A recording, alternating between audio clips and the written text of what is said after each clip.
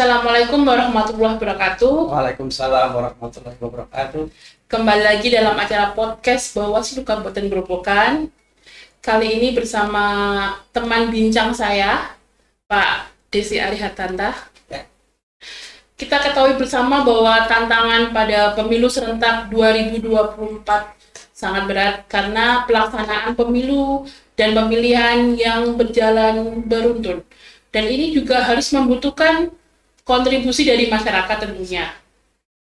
Pak Ari, sebelum kita memulai, bisa Bapak memperkenalkan diri kepada sahabat Bawaslu semuanya, biar kalau yang sudah tahu lebih mengenal gitu, Pak. Begitu ya? Iya. Oke, terima kasih. Saya akan tunjukkan ini ruangannya, settingannya begitu menyeramkan, hitam-hitam. Matching dengan baju kita. Oh gitu? Iya. Oke. Baik, Assalamualaikum warahmatullahi wabarakatuh. Salam sejahtera buat kita semuanya. Om Santi Swastiastu, Namo Buddhaya, salam kebajikan, dan rahayu semuanya. Sahabat Bawaslu, perkenalkan saya Desi Arihatanta, anggota Bawaslu Kabupaten Grobogan yang kebetulan mengampu pada Koordinator Divisi Penanganan Pelanggaran dan Data dan Informasi. Jadi kalau kemarin itu hanya Koordif Penanganan Pelanggaran, tapi ini kita ketambahan jadi Koordif Penanganan Pelanggaran Data dan Informasi. Berarti gitu, lebih lengkap atau lebih double ya Pak pekerjaannya sekarang ya Pak? Ya, tanggung jawabnya lebih tinggi berarti ya Pak? Iya, dari Koordif yang baru. Iya. Sebelum memulai perbincangan kita Pak, izinkan saya untuk memberikan pantun ya Pak. Berpantun. Iya, karena kan situasinya kan sangat-sangat sedikit mencekam. Jadi biar sedikit lebih rileks. Oke, iya. Nanti boleh Bapak Ari untuk menanggapi atau berpantun juga nggak apa-apa. Oh, ini coba Mbak Akta dulu. Iya. Ke pasar beli roti pakai uang cash. Ya, Pulangnya mampir ke rumah Tarigan. cakep. Jumpa lagi di acara podcast tentunya di Bawaslu Kabupaten Grobogan.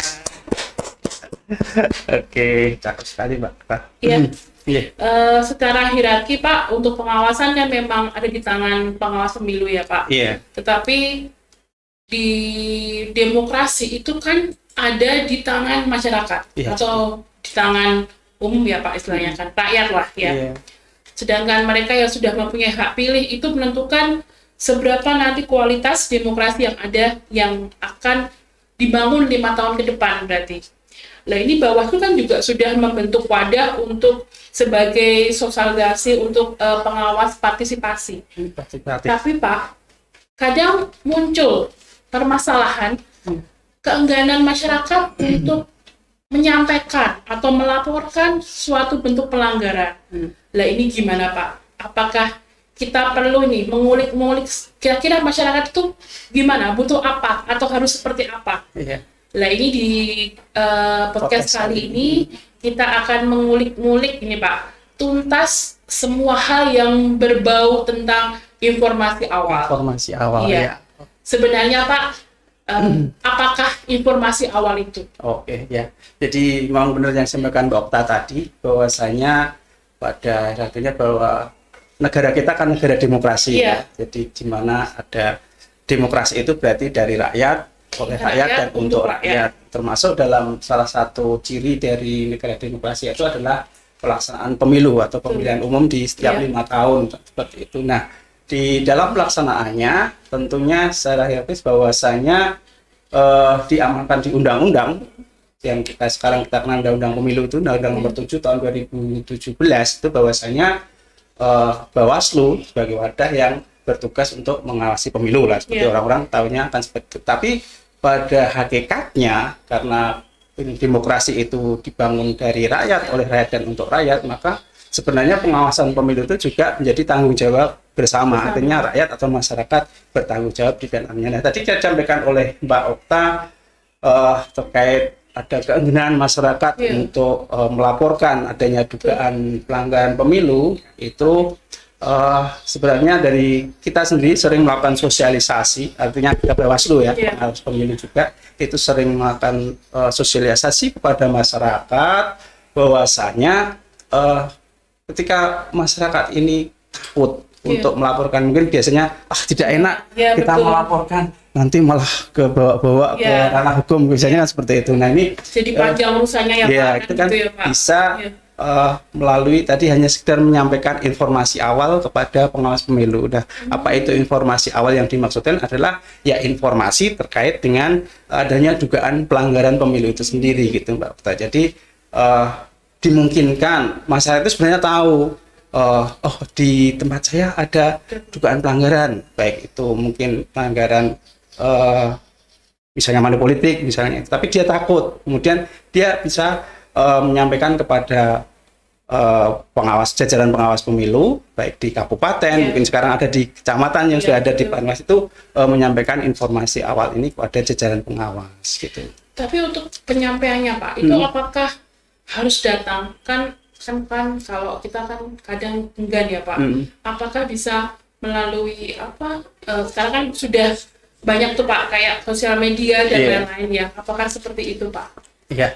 Jadi untuk menyampaikannya, menyampaikan informasi awal ini kan di aturan kita ada di Perbawaslu 7 tahun 2022 tentang penanganan temuan dan laporan pelanggaran pemilu ya Mbak. Itu dijelaskan juga teman-teman di sana di pasal 3 itu bahwasanya ada beberapa informasi awal yang disampaikan itu, satu bisa melalui informasi lisan yang disampaikan kepada sekretariat Bawaslu, itu baik di semua jajaran, baik Bawaslu RI, Bawaslu provinsi, Bawaslu kabupaten maupun sampai di Bawaslu di Panwaslu kecamatan.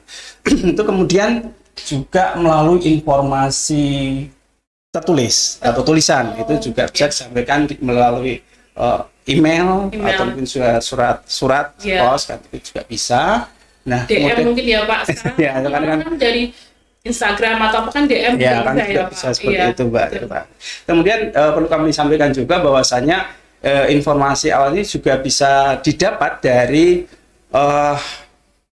informasi dari laporan masyarakat mungkin ya, yang tidak memenuhi syarat formil namun memenuhi syarat materialnya. Berarti mekanismenya ya Pak? Iya, jadi syarat formil di sebuah laporan itu kan harus ada terlapornya siapa, pelapornya siapa, kan itu juga ada ketentuan waktunya. Kemudian kalau yang syarat materialnya biasanya kan uraian kejadian, bukti mungkin juga ada. Nah ini bisa dimungkinkan syarat formilnya tadi pelapornya nggak diketahui atau siapa gitu, atau tadi juga laporan yang dicabut oleh pelapor yang tadi misalnya takut akhirnya akan jadi pelapor, saya cabut lah, saya nggak jadi, tapi secara material itu tadi uraiannya ada gitu, dan buktinya juga ada. Nah itu kemudian dari jajaran pengawas pemilu itu bisa dijadikan sebagai informasi awal.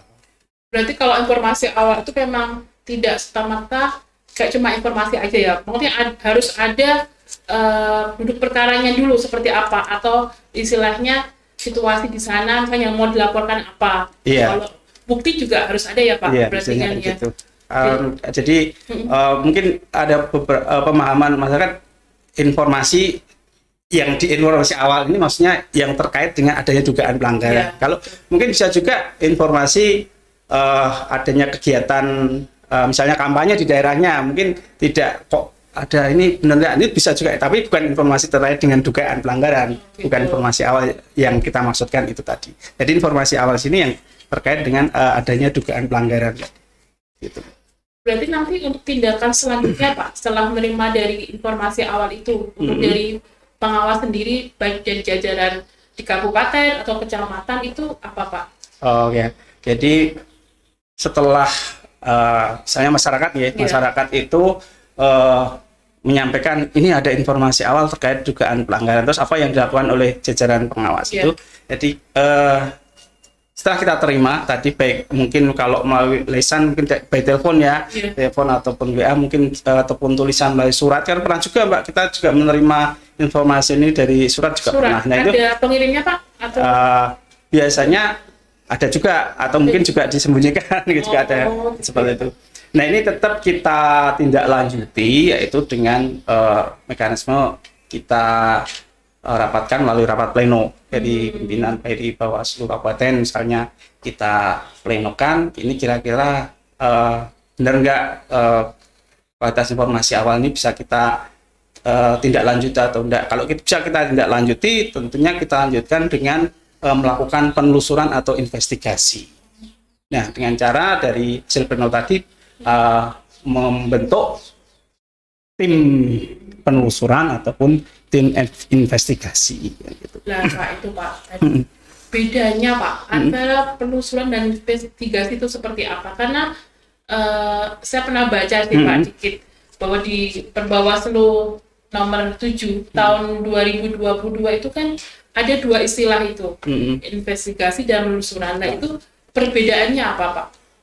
Ya, penelusuran dan investigasi. Jadi sebenarnya dua hal ini pada prinsipnya sama ya Mbak ya. Penelusuran itu ya investigasi.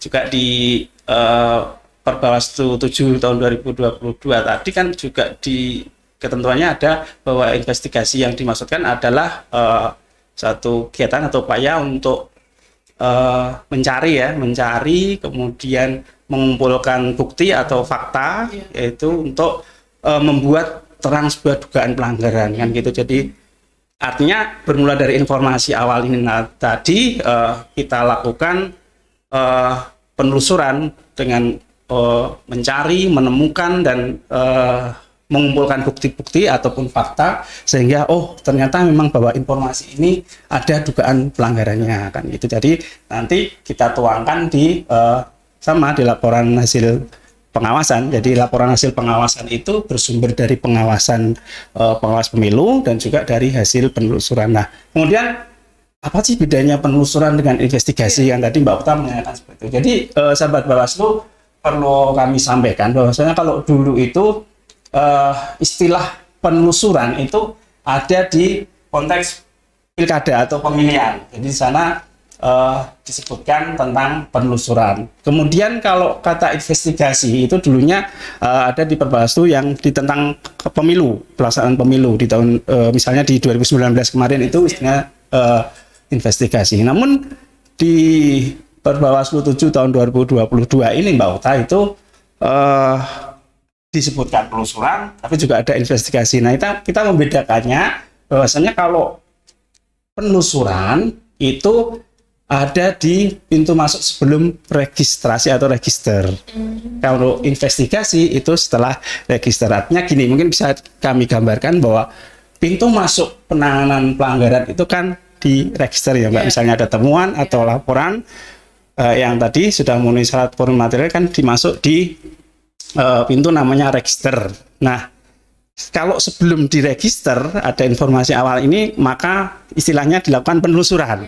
Nah, kalau yang sudah diregister, kemudian misalnya tadi dalam penanganan pelanggaran kita ini, misalnya dalam minta keterangan saksi atau klarifikasi misalnya, kok ditemukan hal-hal baru yang disampaikan saksi, ini kayak ada informasi awal terkait dugaan pelanggaran yang mungkin nyerempet-nyerempet atau mungkin lain. Nah, ini kita jadikan informasi awal, kemudian kita lakukan investigasi. Jadi perbedaannya hanya di dimensi ruangnya di sebelum registrasi atau setelah diregistrasi. Kalau investigasi mungkin akan menemukan fakta baru. Fakta baru, iya, dari sebuah biasanya dari proses penanganan pelanggaran, kemudian ada hal-hal baru yang mungkin ini ada informasi awal, misalnya gitu. Nah, ini kita lakukan investigasi. Itu aja, Mbak. Kalau untuk ini Pak, kan berarti kan sudah pernah ya Pak ada informasi awal. Untuk kendala nanti melakukan penelusuran Pak, itu seperti apa? Apakah di lapangan juga dari masyarakat sendiri apakah juga ada kendala-kendala khusus yang dihadapi oleh pengawas gitu Pak? Oh ya, kendala itu tentunya ada ya Mbak Cik Awasi. Kalau sahabat Bawaslu sering mengikuti media sosial Bawaslu apa yang dirobohkan ya, ini kita dulu kan bikin film sosialisasi tentang mekanisme penanganan penelusuran, Pak. Ya, itu di situ mungkin sahabat-sahabat Bawaslu bisa mengetahui bagaimana kendala atau apa kendala yang dihadapi oleh tim penelusuran itu sendiri. Tentunya kan yang bergerak ini kan tim penelusuran. Jadi bagaimana harus menentukan, kan intinya kan di informasi awal ini kurangnya kan syarat formil ya. Bagaimana siapa pelakunya atau terlapornya ini siapa, kemudian lokasinya kadang. Nah, kemudian juga losennya ini di mana. Artinya ketika informasi awal ini kadang juga yang kita terima hanya setengah-setengah kan. Yang ini yang tentu akan menjadi kendala sulit juga. Tapi kalau memang informasi awal yang disampaikan ini mungkin sudah agak lengkap mengerucut, oh tempatnya di sana, lokasinya, terus kejadiannya itu sebenarnya kapan gitu, kita mungkin lebih gampang. Tapi kalau tadi informasinya mungkin masih setengah-setengah, lah ini untuk menelusuri, apalagi kalau harus ada mengumpulkan bukti, mungkin yang juga susah. Misalnya salah satunya misalnya hilang Pak bukti. itu misalnya ada pembagian amplop lah, yang di masyarakat mungkin ada pembagian amplop lah. Kita mau cari buktinya gimana ini? Amplopnya mungkin yang bagi sembako, mungkin sembakonya sudah dimasak, mungkin ya itu deh udah buat ini Pak sangu anak-anak. Nah, itu padahal kita kalau mengumpulkan bukti kan harus ada barang buktinya itu tadi Mbak Okta ya, itu. Jadi teman-teman sahabat Bawaslu di manapun berada mungkin bisa simak lagi film kita ya Mbak ya, berjudul Telusur ini mengupas tentang bagaimana kita menelusuri dari hasil informasi awal. Banyak pelajaran yang dipetik dari situ ya Pak. Iya. Berarti untuk kemarin Pak, dari kasus pemilu atau pemilihan 2019 dan 2020 ini mungkin Pak Ari bisa menceritakan antusiasme dari masyarakat sendiri mengenai informasi awal seperti apa, karena kan apa ya Pak, mungkin masyarakat juga perlu edukasi lebih dalam. Betul Mbak. Terus perlu sosialisasi juga dari kita juga lebih, karena mungkin nggak cuma sekali diedukasi Pak, harus terus ya, karena kan kita berhadapan dengan juga banyak orang gitu. Dan bagaimanakah antusiasme Pak dari masyarakat sendiri? Ya, sebenarnya kalau kita bicara antusiasme masyarakat ya, kalau dikatakan banyak ya memang belum banyak, namun beberapa hal yang bisa kami sampaikan Mbak Okta dan sahabat Bawaslu, beberapa kasus yang kita tangani kemarin di dalam penanganan pelanggaran itu memang lebih banyak bersumber dari informasi awal Mbak. Jadi itu kalau di 2019 memang kemarin kita melakukan penanganan pelanggaran ini berasal dari temuan, artinya dari pengawasan jajaran kita yang ada di kecamatan maupun yang ada di desa. Kemudian juga ada satu laporan dari masyarakat. Kita di 2019 kemarin kita ada laporan dari masyarakat dan penanganannya melalui sidang adjudikasi karena bentuknya adalah pelanggaran administrasi, Mbak. Jadi itu bukan informasi awal, tapi udah laporan. Ini kan perlu kita acungi jempol juga, ternyata ada masyarakat yang antusiasnya sampai laporan gitu. Kemudian, nah ini mungkin juga bisa dilihat dari konektivitas wilayah juga ya.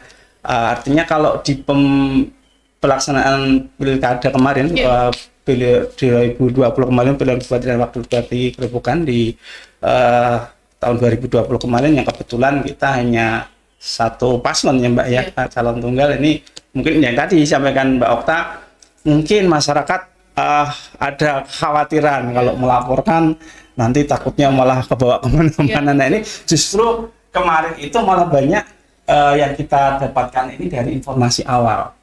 Jadi beberapa kasus yang kita tangani itu memang dari informasi awal, dan seperti tadi mekanismenya setelah kita plenokan, oh ini bisa kita lakukan penelusuran karena pilkada ya kemarin kan istilahnya penelusuran, kita telusuri dan dari hasil penelusuran memang menunjukkan adanya dugaan pelanggaran sehingga kita jadikan temuan gitu, terus kita tangani itu Mbak Okta. Jadi memang antusiasme kalau dari segi kuantitas atau jumlah banyaknya ya memang belum banyak kan gitu.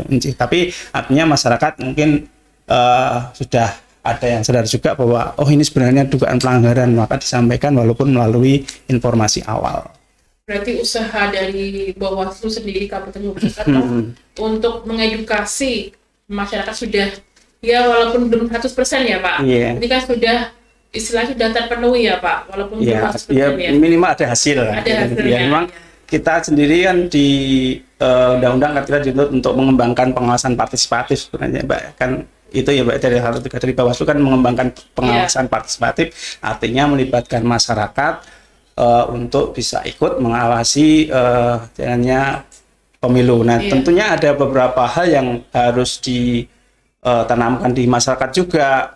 Jangan hanya kok nyuruh, ayo ikut ngawasi, tapi kalau mereka atau masyarakat tidak dibekali dalam hal ini mungkin kegiatan sosialisasi, terus apa yang disosialisasikan tentunya ya tidak, ya percuma kan gitu. Tentu ada hal-hal yang harus tersampaikan ke masyarakat. Salah satunya masyarakat itu kan juga harus tahu tahapan-tahapan pemilu kan gitu. Seperti kemarin misalnya mungkin tahapan pendaftaran, verifikasi dan penetapan partai politik, di mana KPU melakukan verifikasi faktual di lapangan. Kan kadang juga ada masyarakat yang nggak tahu. Jadi betul, ini ada apa didatangi? Sendiri, Pak. Tahu sendiri ya. Jadi seperti Pak. Jadi masyarakat mestinya harus tahu tahapan-tahapan pemilu. Seperti sekarang juga ada tahapan misalnya untuk DPD ya Pak ya. Ya itu masyarakat kalau tidak tahu kan nanti mungkin ketika ada kegiatan verifikasi faktual terus tiba-tiba datangi juga ini ada apa ini misalnya. Ya, nanti pemberi bantuan Pak. Nah ada yang dikiranya bagi-bagi bantuan padahal kan kayak itu. Nah kemudian juga termasuk mungkin mereka yang namanya masuk di sipol atau silon, kalau tidak kita sosialisasikan ya mereka tidak tahu. Terus ternyata ada yang mau daftar ini misalnya, ini akan sekarang rekrutmen PPS dan PKD ya, untuk di Bawaslu kan ada rekrutmen PKD misalnya. Nah ini tiba-tiba loh saya kok masuk sipol, masuk anggota partai padahal saya tidak merasa pernah didaftar. Nah ini edukasi ini perlu disampaikan ke masyarakat untuk mereka tahu tahapan-tahapan pemilu. Misalnya sebentar lagi ada tahapan pemutakhiran data pemilih, itu mereka juga mestinya harus tahu, karena mungkin masyarakat taunya pemilu ya waktu coblosan itu saja kan, padahal itu masih nanti di 2024 misalnya. Masih lama padahal tahapan kan sudah berjalan. Itu Mbak Okta, itu yang pertama tentang tahapan. Kemudian juga masyarakat tentunya juga kita berikan sosialisasi tentang aturan-aturannya, misalnya undang-undang pemilu, undang-undang pilkada, kemudian PKPU-nya seperti apa, Perbawaslu-nya seperti apa. Jadi ada pemahaman masyarakat, oh ini ternyata yang melanggar seperti ini. Jadi tidak serta-merta masyarakat taunya ngedumi duit, alah pelanggarannya mau gitu aja. Padahal kan banyak sekali jenis-jenis pelanggaran. Ada pelanggaran administrasi, pelanggaran kode etik, kemudian juga pelanggaran pidana ataupun pelanggaran perundangan lainnya. Salah satunya misalnya netralitas ASN, PNS, kemudian juga netralitas Kades atau perangkat desa. Seperti itu kan ternyata kalau masyarakat tahu kan, wah berarti ternyata tidak hanya money politik toh yang namanya pelanggaran itu kan gitu. Misalnya itu Mbak, itu yang kedua. Kemudian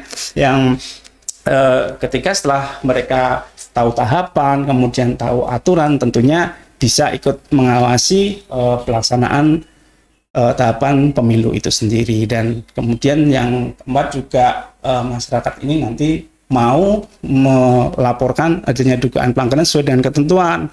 Ketentuannya apa, kan tidak boleh melebihi dari 7 hari sejak diketahuinya dugaan pelanggaran itu. Misalnya itu Mbaknya. Tadi kalau sampaikan Dokter, kalau memang takut atau enggan melaporkan, lah minimal memberikan informasi awal. Itu sebenarnya kalau seperti itu, sebenarnya kalau untuk yang kapan pemilunya atau proses tahapan seperti apa. Kalau sekarang kan era digital ya Pak, orang kan pada melek teknologi sebenarnya. Itu bisa nanti langsung masuk aja ke sosial media dari Bawaslu Kabupaten Grobogan, baik di Instagram, di YouTube juga, di Facebook kan semua informasi ada. Bahkan sampai dengan dari Panwascam sendiri juga mereka sudah punya. Iya, sekarang banyak sekali. Jadi kita juga mengembangkan di media sosial itu dari Bawaslu Kabupaten, kemudian teman-teman di Panwaslu Kecamatan ini juga masif sekali. Tiap hari juga melakukan posting-posting terkait dengan informasi-informasi tahapan pemilu ya Mbak ya. Dan juga repost dari Bawaslu RI juga kadang kan ada sosialisasi tentang aturan-aturan mana yang diperbolehkan, mana yang tidak, itu kan juga kita sampaikan kepada masyarakat. Nah, ini mungkin dari sahabat-sahabat Bawaslu yang tadi sampaikan Mbak Okta yang melek teknologi sekarang ya, siapa sih sekarang yang nggak pegang gadget kan gitu ya. Ada Pak sekarang, SD-nya berpegang ini gadget sekarang Pak. Jadi tidak ada alasan untuk tidak mengikuti perkembangan tentang kepemiluan sekarang ya Pak. Betul kan Pak? Setuju kan Pak Ari? Betul, setuju.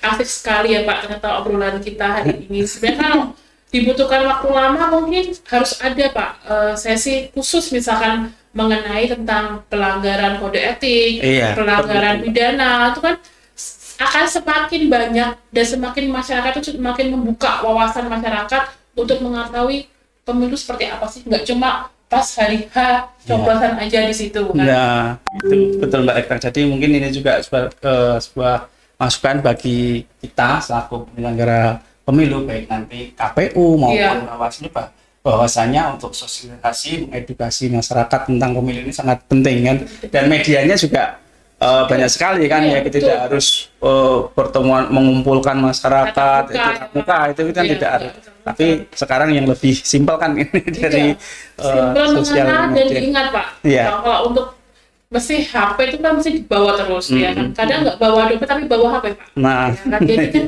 yang lebih mengena kan dari HP. Semua bisa dilihat dari situ, informasi apapun bisa di situ. Nah, apalagi nih Mbak Putar. Jadi dengan sekarang ini maraknya media sosial, tentu tidak terlepas ini menjadi strategi dari peserta pemilu juga.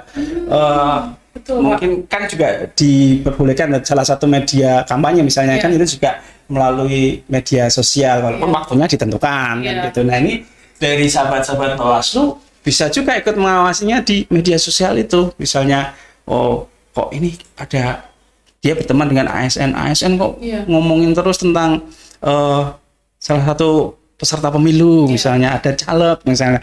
Nah, ini kan juga patut juga disampaikan ke kita kan, nanti untuk kita tidak lanjuti. Misalnya ASN itu kan nggak boleh nge-like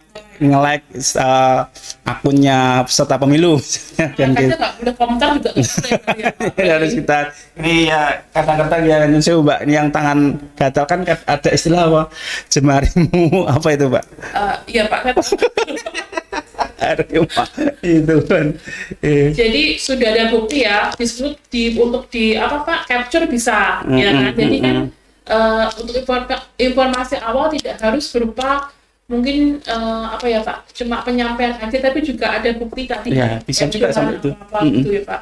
Atau enggak mungkin cuma saya tahu ada kampanye di sana atau ini bisa juga disampaikan. Bisa sampaikan itu tanya informasi kan gitu. Informasi. Jadi tidak perlu takut masyarakat semua bahwa semua informasi dari masyarakat itu kan sangat-sangat berharga ya Pak buat kita. Karena kan kita pengawas juga terbatas SDM-nya. Tidak mungkin mengayahi semua wilayah di sini kayak di Grobogan kan benar-benar luas.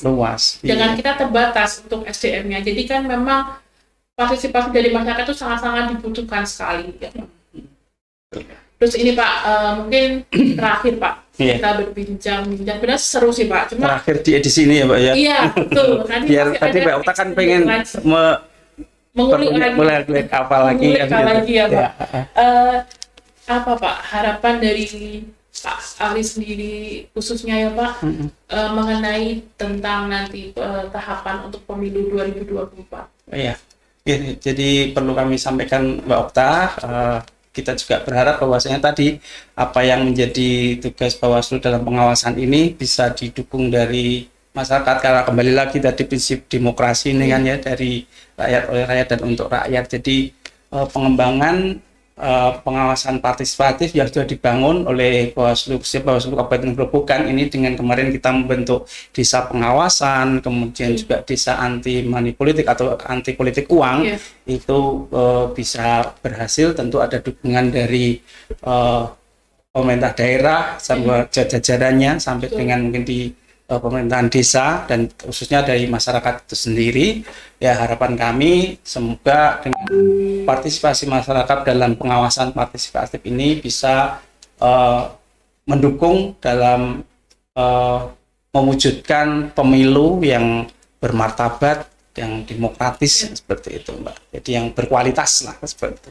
Dan harapan kami juga masyarakat mau melaporkan adanya dugaan pelanggaran pemilu, kalaupun memang kira-kira masyarakat ragu atau takut, ya tadi sampaikan bisa menyampaikan informasi awal kepada jajaran kami kan gitu. Dengan tentunya kami akan terus mensosialisasikan kepada masyarakat tentang agar masyarakat itu tahu tentang tahapan, kemudian tahu tentang aturannya, kemudian juga bagaimana mekanisme untuk menyampaikan laporan ataupun menyampaikan informasi awal tersebut. Jadi ini kan tidak bisa berjalan kalau tidak ada dukungan dari masyarakat. Iya, terbatasan SDM di pengawasan. Kita di Bawaslu Kabupaten Grobogan misalnya hanya 5, padahal Grobogan ini kabupaten yang luas, Mbak.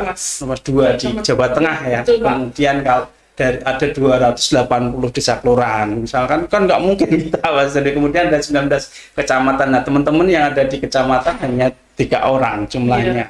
Kalau pengawas desa kelurahan nanti hanya satu padahal sisanya kan juga luas juga lah. Ini kan juga perlunya menggandeng masyarakat dalam pengawasan. Betul sekali. Memang tidak, kita tanpa masyarakat tidak ada apa-apanya ya Pak, bayangkan gitu.